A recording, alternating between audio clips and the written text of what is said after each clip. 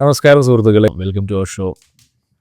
Palakkad by ഇലക്ഷനാണ് നാളെ കഴിഞ്ഞ് കേരളത്തിൽ അല്ലേ. പാലക്കാടുകാർ തിരഞ്ഞെടുക്കാൻ പോവുകയാണ്. അടുത്ത 1.5 വർഷത്തേക്ക് അവരാരായിരിക്കും അവരുടെ MLA എന്ന്. പാലക്കാടൻ കാറ്റ് എവിടേക്കാണ് വീശാൻ പോകുന്നത്? നിങ്ങളുടെ അഭിപ്രായം എന്താണ്? വളരെ വലിയൊരു രാഷ്ട്രീയ വിഷയമാണ് നമ്മൾ ചർച്ച ചെയ്യാൻ പോകുന്നത്. പാലക്കാടിനെ കുറിച്ച് നമ്മൾ കേരള സമൂഹം ചർച്ച ചെയ്യുമ്പോൾ ഒരുപക്ഷെ പല രീതിയിലും ഇൻഡസ്ട്രിയലായിട്ട് മുന്നോട്ട് നിൽക്കണം എന്ന ആഗ്രഹമുള്ള ഒരുപക്ഷെ കേരളത്തിൽ ഇങ്ങനെ തിങ്ങിപ്പാർക്കുന്ന ജനങ്ങൾക്കിടയിൽ എവിടെയാണ് ഒരു വ്യവസായം തുടങ്ങുക എന്ന് നമ്മൾ ആരോടെങ്കിലും ചോദിച്ചു കഴിഞ്ഞാൽ നമ്മൾ നേരെ ചൂണ്ടിക്കാണിക്കുക ഈ പാലക്കാട് ജില്ലയിലാണ്. കാരണം അവിടെ ഇത്തിരി സ്ഥലമുണ്ട്, അവിടെ നമുക്ക് എന്തെങ്കിലും കാണിക്കാം എന്നുള്ളൊരു ഇത്. എന്നാൽ ഈ കഴിഞ്ഞ ദശകങ്ങളായിട്ട് ഈ ഇടതും വലതും നമ്മളോട് പറയാം അവിടെ ഇത് വരാൻ പോകുന്നുണ്ട്, ട്രെയിൻ ഫാക്ടറി, കോച്ച് ഫാക്ടറി ഉണ്ടാക്കും ഞങ്ങളിപ്പോൾ. ഇടതും പറയും വലതും പറയും. എന്നിട്ട് നമ്മുടെ തൃശ്ശൂർ ഭാഷയിലൊക്കെ പറഞ്ഞു കഴിഞ്ഞാൽ പറ്റിക്കും, അത് ഒരത്തികൊണ്ട് ഉണ്ടാക്കി അവരവരുടെ വഴിക്ക് പോകും. അപ്പം ഇവര് ഈ എന്നിട്ട് സ്ഥലത്തിന്റെ പേര് മറ്റേ കോച്ച് ഫാക്ടറി അല്ല, പ്ലാച്ചിമട വേറെ മറ്റേ ഒരു കോച്ച് ഫാക്ടറി. അപ്പൊ ഇവര് നമ്മളോട് പറയും കഞ്ചിക്കോട് കോട്ട് ഫാക്ടറി ഇപ്പൊ വരുന്ന അവിടെ ഇരുന്ന് MP രാജേഷോ അവിടെ നിന്നുള്ളവന്മാര് പറയും, ഇപ്പൊ ഷാഫി പറമ്പില് പറയും ഞങ്ങളാ കൊണ്ടുവരാൻ പോണെന്ന് പറയും, ഈ മറ്റവൻ പറയും ഇതോ ഞങ്ങളാ കൊണ്ടുവരാൻ പോണെന്ന് പറയും. ഒലത്തി ഉണ്ടാക്കി അവിടെ നിന്ന് അതിർത്തി കടന്നു കഴിഞ്ഞാൽ ഏതാ വാളയാർ ചെക്ക് പോസ്റ്റ് അങ്ങോട്ട് കടന്നു കഴിഞ്ഞിട്ടുണ്ടെങ്കിൽ പിന്നെ കോയമ്പത്തൂരായി. ദ്രാവിഡ രാഷ്ട്രീയ അവന്മാർക്ക് ഈ തരത്തിലുള്ള ഉണ്ണാക്ക് പരിപാടിയൊന്നും അവരുടെ കയ്യിലില്ല. അവിടെ കൊണ്ടുവരുന്ന പറഞ്ഞ് അവൻ ഡൽഹി പോയിരുന്നു അല്ലെ സഹമന്ത്രി വേലുവിന് ഓർമ്മ. അവിടെ DMK അവിടെ ഡൽഹി പോയിട്ട് ചോദിച്ച സാധനം കൊണ്ടുവരും, അവിടെ കൊണ്ടുവരുന്ന പറഞ്ഞ നമ്മൾ മലയാളികള്. പിന്നെ അവര് കളിക്കുന്നത് വർഗീയ രാഷ്ട്രീയമാണ്. പക്ഷേ ഇവിടെ coach factory, Kanjikode coach factory കൊണ്ടുവരും. ഞങ്ങളിപ്പോ അവിടെ നിന്ന് മറ്റേ ബിൽഗേറ്റ്സിനെ കൊണ്ടുവന്നിട്ട് ഇവിടെ സാധനം ഉണ്ടാക്കും. മലയാളിയും പറ്റിക്കാം, കാരണം നിങ്ങൾ ബുദ്ധിയുള്ള മലയാളിയാണ്. ഇടതും പറയും വലതും പറയും, ബുദ്ധിയാണെന്ന് പറയും. ഏറ്റവും മണ്ടന്മാരാക്കിയിട്ട് ഇതാണ് അവിടെ ഇൻഡസ്ട്രിയലായിട്ട് ചെയ്യാൻ പറ്റുന്ന സ്ഥലമാണ്. പണ്ടൊരിക്കൽ പറഞ്ഞു BMW എന്തൊക്കെ ഫാക്ടറി ഒക്കെ അത് കൊണ്ടുവരും ഇത് കൊണ്ടുവരും പറഞ്ഞ് മലയാളിനെ ഒരു തരം പറ്റിക്കുന്ന പരിപാടിയാണ് അവിടെ. ഇപ്പൊ നിങ്ങൾ പറയുന്ന പാലക്കാട് നിയമസഭ മണ്ഡലം നോക്കിക്കഴിഞ്ഞാൽ നെന്മാറ, ആലത്തൂര്, പിന്നെ കോങ്ങാട്, പല മണ്ഡലങ്ങളുണ്ട്. എല്ലാം വികസനത്തിന് പുറകോട്ടാണ്.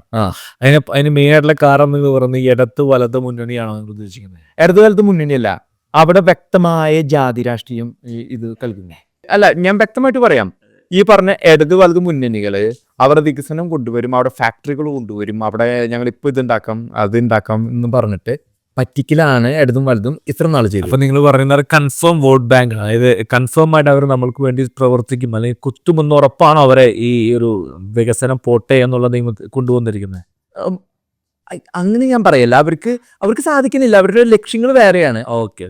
അവര് ഇപ്പൊ കോച്ച് ഫാക്ടറി കൊണ്ടുവരും അത് കൊണ്ടുവരും എന്ന് പറഞ്ഞ് മലയാളിനെ പറ്റിക്കാൻ പറ്റുമെന്ന് ഉറപ്പുള്ളത് കൊണ്ട് അവരങ്ങനെ ചെയ്യുന്നു. ഓക്കെ.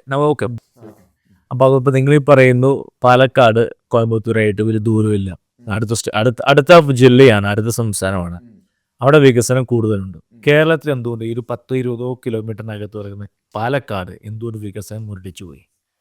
നമ്മൾ പാലക്കാട് ജില്ല എടുക്കുമ്പോൾ അതിന് വളരെയേറെ പ്രത്യേകതകളുണ്ട്. കമ്മ്യൂണിസം വളരെ വേരൂഞ്ഞ മണ്ണാണ് പാലക്കാട്. അത് വേറെ സ്ഥലം എന്ന് പറയുന്നത് കണ്ണൂർ ഇതുപോലെ തന്നെയാണ്. പാലക്കാട് എന്ന് പറഞ്ഞാൽ വളരെ പ്രത്യേകതയുള്ള ഇതാണ്. ചരിത്രപരമായിട്ടുള്ള ഒരു പ്രത്യേകത എന്ന് പറഞ്ഞാല് നെക്സലിസം ആദ്യമായിട്ട് അവിടെ വേരൂഞ്ഞ മണ്ണാണ് പാലക്കാട്. ഇന്നും കമ്മ്യൂണിസത്തിന് വളരെയധികം പ്രാധാന്യമുണ്ട്. അപ്പൊ കമ്മ്യൂണിസം എവിടെയുണ്ടോ അവിടെ അവരൊന്നും വളരാൻ സമ്മതിക്കില്ല. പക്ഷെ അവർ പറയും ഞങ്ങൾ കോച്ച് ഫാക്ടറി കൊണ്ടുവരും, ഞങ്ങൾ IT-യിലെ ഏറ്റവും വലിയ കമ്പനി ഇവിടെ കൊണ്ടുവരും, അത് കൊണ്ടുവരും ഇത് കൊണ്ടുവരും പറയും. പക്ഷേ നമ്മൾ കമ്മ്യൂണിസത്തിനെ എടുത്തു നോക്കുമ്പോൾ കണ്ണൂരായാലും ആലപ്പുഴ ആയാലും പാലക്കാടായാലും ഒന്നും വരാൻ പോകില്ല. അത് കമ്മ്യൂണിസത്തിന്റെ പ്രത്യേകതയാണ്. വേറൊരു ജാതി രാഷ്ട്രീയം പറയുകയാണെങ്കിൽ പാലക്കാട് ഈഴവര് വളരെയധികം കൂടുതലുള്ള ജനസംഖ്യയിൽ കൂടുതലുള്ള സാധനം അതാണ് കമ്മ്യൂണിസ്റ്റ്. ഇവരെയൊക്കെ പറഞ്ഞു പിടിപ്പിച്ചിരുന്നത് കമ്മ്യൂണിസ്റ്റ് പാർട്ടി ഈഴവന്റെ പാർട്ടി എന്ന് പറഞ്ഞ് പറ്റിച്ചേക്കാണ്. അത് സാധാരണ ഒരു കേരളത്തിലുടനീളം നിൽക്കുന്നതാണെങ്കിലും പാലക്കാട് ജില്ലയിൽ ഈഴവരുടെ ആ ഒരു പ്രാമുഖ്യം മൂലം ഭംഗിയായിട്ട് പറ്റിക്കാൻ പറ്റുന്നതുകൊണ്ട് നമ്മള് ഈ കമ്മ്യൂണിസം പറഞ്ഞ് പറ്റിച്ച് മലമ്പുഴ പോലെയുള്ള മണ്ഡലങ്ങൾ അവിടെ സുരക്ഷിതമായിട്ട് ഒരു കമ്മ്യൂണിസ്റ്റ് നേതാവ് സദാവിന് പോയി ഒളിച്ചു നിൽക്കണമെങ്കിൽ അവർ മലമ്പുഴയോ പാലക്കാട് കിട്ടുന്ന കമ്മ്യൂണിസ്റ്റാണ്. പക്ഷെ അവിടെ ഒപ്പം തന്നെ മറ്റ് SDPI പോലുള്ള പ്രസൻസുകളുണ്ട്. പാലക്കാട് ഏറ്റവും കൂടുതൽ ശ്രദ്ധ കൈവരുന്നത് ഇരട്ട കൊലപാതകം. ആലപ്പുഴയ്ക്ക് മുമ്പ് നടന്ന ഈ പാലക്കാട് കൊലപാതകം ആദ്യം BJP അടിക്കുന്നു, പിന്നെ SDP അടിക്കും. എന്തുകൊണ്ടായിരിക്കാം ഈ ഒരു വർഗീയ മുഖം പാലക്കാട് പണ്ട് നമ്മൾ ഓർമ്മ രഥോത്സവം, പിന്നെ പാലക്കാട് കൈത്തറി, ഇതൊക്കെയാണ് പാലക്കാട് ഓർമ്മ വരുന്നത്. ഇതൊക്കെ നിലനിൽക്കെ തന്നെ നമ്മൾ കാണേണ്ടത് പാലക്കാട് ഈ തമിഴ് മുസ്ലിംസ് കുറേ ഉണ്ട്. തമിഴ്നാട്ടിൽ താഴെ അവിടെയുള്ള മുസ്ലിംസ് എന്ന് പറഞ്ഞത് എലീറ്റ് ക്ലാസ് മുസ്ലിംസ് അല്ല, താഴെ സമൂഹത്തിന്റെ താഴെ നിലയിലുള്ള മുസ്ലിംസ് ആണ് അവിടെ നിലനിൽക്കുന്നത്. അപ്പൊ SDPI പോലെയുള്ള തീവ്ര സംഘടനകൾക്ക് അവിടെ വേരുണി. നമ്മളിപ്പോ ഉദാഹരണത്തിന് എടുക്കുമേ, നമ്മൾ അത്ഭുതപ്പെടുന്നത് പാലക്കാട് ജില്ലയില് VT ബലറാം പോലുള്ള ഒരാളെ തോൽപ്പിച്ച ജില്ലയാണ് പാലക്കാട്. ആരാ തോൽപ്പിച്ചേ? SDPI. വ്യക്തമായിട്ടും അവിടെ കാരണം അവർക്ക് സംഘടിക്കാൻ അറിയാം. ഈ പാവം ഇഴവനോടോ മറ്റു ജാതികളോടോ ഈ സംഘടിക്കാൻ അറിയില്ല അവർക്ക്. അപ്പൊ അതിൻ്റെ ഒരു സ്വാധീനം അവിടെ SDPI പോലെയുള്ള സംഘടനകളും PFI ഇപ്പം നിരോധിച്ചെങ്കിലും അവർക്ക് വ്യക്തമായ അവരൊരു പാക്കാണ്. അവരൊരു പാക്കായിട്ട് ആ വോട്ടിനെ ചെയ്ത് ആരെ ജയിപ്പിക്കണം അവർ തീരുമാനിക്കും. മറ്റുള്ളതിനെ ഭിന്നിപ്പിക്കാനും അവർക്കറിയാം. അതിനാണ് ആ കളി തന്നെയാണ് ഇപ്പൊ ഇയാളെയും കൊണ്ടുവന്ന് പാവ സന്ദീപ് വാര്യരെയും കൊണ്ടുവന്ന് ആ കളിയാണ് കളിക്കാൻ നോക്കുന്നത്. ഇപ്പോൾ മുസ്ലിം ബൽറാമിൻ്റെ വിഷയം പറഞ്ഞപ്പോൾ ഈ സന്ദീപ് വാര്യർ വന്നപ്പോൾ ഏറ്റവും കൂടുതൽ ദുഃഖിതനായ കോൺഗ്രസിലെ വ്യക്തി മിസ്റ്റർ ബൽറാം. അദ്ദേഹത്തിന്റെ ഒരു പ്രസ്താവന കണ്ടിട്ടില്ലേ ഇതുവരെ? അത് ദുഃഖമല്ല, അദ്ദേഹം ഞാൻ അദ്ദേഹത്തിന് ഒരിക്കലും ഇകഴ്ത്തി കാണിക്കില്ല. VT ബൽറാം പോലുള്ള ഒരു നേതാവിനെ ഞാൻ ഒരിക്കലും ഇകഴ്ത്തി കാണിക്കില്ല. അദ്ദേഹത്തിന് പണി കിട്ടിയത് SDPI കൊടുത്ത പണിയാണ്. അപ്പൊ വ്യക്തമായിട്ട് നമ്മൾ ജാതിയില്ല മതമില്ല പറഞ്ഞിട്ട് പറ്റിക്കുന്ന പരിപാടിയാണ് ഈ പരിപാടി. ഇപ്പം സന്ദീപിനെ പോലെ ഒരാൾ വന്നപ്പോൾ സന്ദീപ് എന്ന ചെറുപ്പക്കാരന് വലിയൊരു തെറ്റുപറ്റി. കാരണം ക്ഷമ. നമ്മൾ പണ്ട് കാരണന്മാര് പറയും ക്ഷമ ആട്ടിൻപാലിന്റെ ഫലം ചെയ്യുന്നു പറയും. അദ്ദേഹത്തിന് തഴയപ്പെട്ടു. ഇപ്പോഴത്തെ പേരിൽ അദ്ദേഹത്തിന് ആട്ടിൻ സൂപ്പിന്റെ ഫലം ചെയ്യുന്നു പറഞ്ഞത് അദ്ദേഹത്തിനും കൂടി ഒരു കൊല്ലം കൂടി ക്ഷമ. 2026 വരുമ്പോ ഇപ്പൊ ഈ സംസ്ഥാന നേതൃത്വത്തിൽ നിന്ന് തഴയപ്പെട്ടെങ്കിലും അദ്ദേഹം കേന്ദ്രത്തിൽ പോയി ചോദിച്ചു വാങ്ങാമായിരുന്നു. എന്നെ തഴയപ്പെടുന്നു, ഞാൻ പോകണമെന്ന് പറഞ്ഞു വാങ്ങണമായിരുന്നു.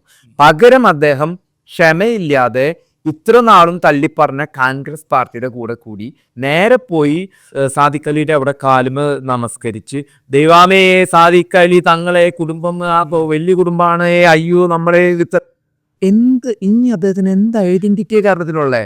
ആര് പറഞ്ഞു? കോൺഗ്രസ് പാർട്ടി എവിടെയെങ്കിലും നിർത്തി ഏതെങ്കിലും സുഡാപ്പികളുടെ നാട്ടിൽ ഇതില് മണ്ഡലത്തിൽ നിർത്തി ജയിപ്പിക്കായിരിക്കും. അപ്പൊ നമ്മൾ കാണേണ്ടത് സന്ദീപ് വാര്യർ ചെയ്ത തെറ്റിനെ എന്നുള്ളൊരു ഇതാണ്. താങ്കൾക്ക് ആ പ്രദേശത്ത് നിന്ന് വരുന്ന ഒരു വ്യക്തിയാണ്. അപ്പൊ താങ്കൾക്കും അറിയാവുന്ന കാര്യങ്ങളാണ്. വ്യക്തമായ ഉൾവേരുകളുള്ള രാഷ്ട്രീയം താങ്കൾ വടക്കാഞ്ചേരി പോലുള്ള മണ്ഡലങ്ങളൊക്കെ പ്രതികരിച്ച് അറിയാവുന്ന രാഷ്ട്രീയം താങ്കൾക്കുണ്ടല്ലോ. മിടുക്കരായിട്ടുള്ള MLA ആയിരുന്നു ഞങ്ങളുടെ MLA അനിലക്കര. വളരെ ചുറുചുറുക്കരായിട്ടുള്ള MLA ആയിരുന്നു. ഞങ്ങളുടെ മണ്ഡലം ഏറ്റവും ദുരന്തമായിരുന്നു 2018 നടന്ന മലയിടിച്ചിലും കാര്യങ്ങളൊക്കെ. ഏറ്റവും കൂടുതൽ ജനങ്ങൾ ഒരുമിപ്പിച്ച വ്യക്തിയായിരുന്നു. നിസ്സാര വോട്ടുകൾ അദ്ദേഹം ജയിച്ചു പോയി. ഓക്കെ, മാറ്റം. പക്ഷെ അദ്ദേഹം ജയിക്കേണ്ട വ്യക്തിയായിരുന്നു മണ്ഡലത്തിലെ എല്ലാവർക്കും അറിയാം. പക്ഷെ അദ്ദേഹത്തെ കൂട്ടം കൂടി തോൽപ്പിച്ചു. അതായത് ന്യൂനപക്ഷം കൂട്ടം കൂടി തോൽപ്പിച്ചു. ചില മണ്ഡലങ്ങൾ അദ്ദേഹത്തിൽ നിസ്സാര വോട്ടുകൾക്ക് തോൽപ്പിച്ചു. അതൊരു ചർച്ച ചെയ്യപ്പെടുന്ന വിഷയമാണ്. അതായത് ഈ കൂട്ടം, അതായത് ടാർഗറ്റ് ചെയ്ത് തോൽപ്പിക്കാവുന്നത്.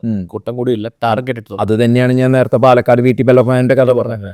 കോൺഗ്രസ് പാർട്ടിക്ക് അതിൻ്റെതായ കോൺഗ്രസ് പാർട്ടി അണ്ടർവെയർ ഒരു ലീഗിന് കൊടുത്തേക്കാണ്. അപ്പൊ ലീഗ് പറയും ആര് ജയിപ്പിക്കണ്ട എന്നുള്ളത്. SDPIയും അവര് വേറെ സംഘടനകളായിട്ട് സമസ്ത, SDPI, TFI അത് ഇതെന്നൊക്കെ പറയും. നമ്മൾ പാലക്കാട് ഇലക്ഷനിലേക്ക് പോവാണ്. ഷാഫി എങ്ങനെയായിരുന്നു കഴിഞ്ഞ 12 വർഷം 13 വർഷം? ഷാഫി ഒരു ഫേക്ക് ഇമേജ് ഉണ്ടാക്കിയേക്കണം. Fake image. മതേതരം അവിടെ തേര് ധരിക്കാൻ പോകുന്നത്, രഥം ധരിക്കാൻ പോകുന്നത്. പക്ഷെ അവൻ കോൺഗ്രസിന്റെ ആളാണ്, കോൺഗ്രസ് പാർട്ടിയുടെ ആളാണ് അവൻ. വെറും മുട്ടായിപ്പാണ് അവൻ. മതേതരത്വം പറഞ്ഞ് ബാക്കിയുള്ള മണ്ഡലങ്ങളും പറ്റിക്ക്. അവൻ കള്ള ഇമേജ് ഉണ്ടാക്കി, കള്ള മതേതരത്വം പറഞ്ഞ് പറ്റിക്കാൻ പഠിച്ചവനാണ്. അതല്ല അവനെടുത്തുകൊണ്ട് വടകരയിട്ട് ആ പാവം മുരളീധരനെ തോൽപ്പിച്ചേ.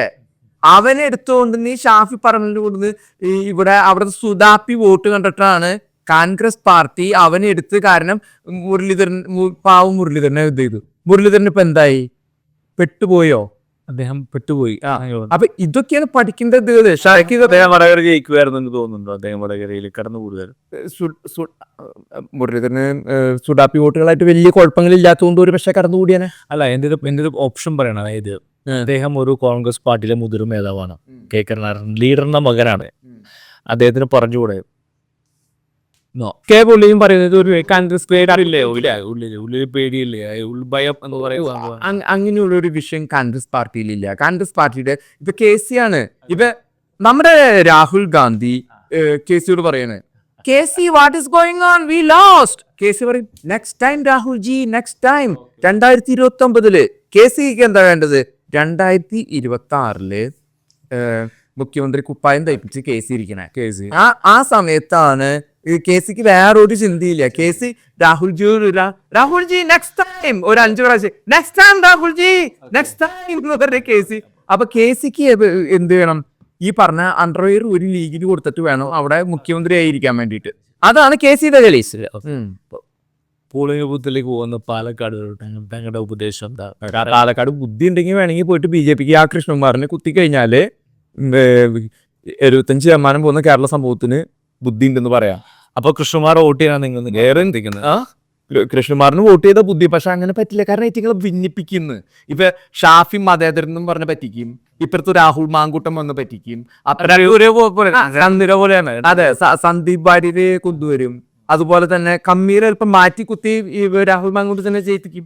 അതായത് ഒരു ഘട്ടത്തിൽ BJP ഏതെങ്കിലും മണ്ഡലത്തിൽ ജയിക്കുന്ന സാഹചര്യം വരുമ്പോ കമ്മിങ് കോൺഗ്രസും അങ്ങോട്ടും ഇങ്ങോട്ടും മാറ്റിക്കുത്തും. ഇപ്പൊ സരിൻ മൂന്നാമതാവെന്ന് പറയുന്നത് അല്ലേ? സരിൻ ഒന്നുമല്ല, അപ്രത്യക്ഷവും. അല്ല, അങ്ങനെ തള്ളിക്കളയാൻ പറ്റില്ല സരിന്റെ പേര്. കാരണം യാഥാർത്ഥ്യത്തിനെ മാറ്റി നിർത്താൻ പറ്റില്ല. യാഥാർത്ഥ്യത്തിനെ മാറ്റി, കാരണം ആർക്കാണ് വോട്ട് ചെയ്യണ്ടേ? വോട്ട് ചെയ്യേണ്ടത് കൃഷ്ണകുമാറോ ബുദ്ധിയുള്ളവര്. അപ്പൊ പാലക്കാട് ഇലക്ഷനിൽ വിക്ടർബായുടെ എഡോസിന് കാൻഡിഡേറ്റ് കൃഷ്ണകുമാർ. അദ്ദേഹം വിജയിക്കാനുള്ള എല്ലാ ആശംസകളും ആശംസകളും നേരുന്നു.